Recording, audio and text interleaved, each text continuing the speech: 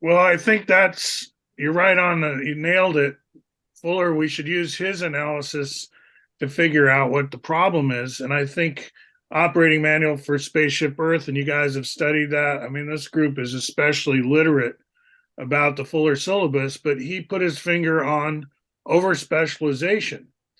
And nobody is in authority, no one's in control. There is nobody who can say, this is super important. Like, I'm nobody, right? I've got my Princeton background and a philosophy major, but I'm just one guy out there saying, hey, whole number volumes, we could be teaching geometry a different way. And that's just a fact that there's that way of teaching.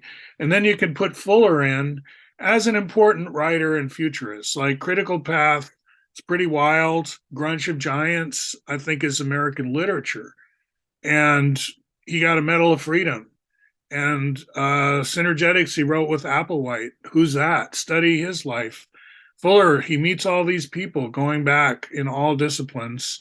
It's like it's kind of easy to weave him in kind of the way we weave in Edgar Allan Poe, for example, who wrote a metaphysical thing called Eureka, right? And I think as Applewhite and company were getting towards the end of their careers, they were seeing that as kind of the future. It's like Fuller is, his great aunt was Margaret Fuller, a New England transcendentalist lady who was the first female correspondent for the Herald Tribune and went to Rome and studied the revolution there and married one of the soldiers who was fighting in that.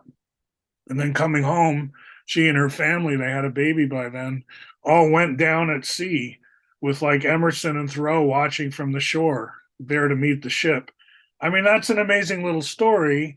And that her grandnephew is Bucky Fuller, this world traveling kind of psychedelic futurist who had this other way of thinking about geometry. And now, kids, that was your English class or your American literature class. Later down the hall or in your math class, we'll teach you more about what he did with his polyhedrons and the geodesic dome and stuff. It's like it's so easy to imagine a curriculum where he's folded in along with all the other stuff we already teach. It's not like, oh, suddenly the big bulldozer Bucky's coming and it's going to like destroy anything. It's more, he's very integral to our history already. What's keeping us from talking about that? And his whole idea of global grids, the kids need access to global data early, that you want to think about the whole earth and not just your little street. Why don't we encourage that? I think because the powers that be actually are kind of threatened by the idea that ordinary people would be thinking at that level. The way the education system was designed is to keep you very narrow and very focused on mind your own business, basically.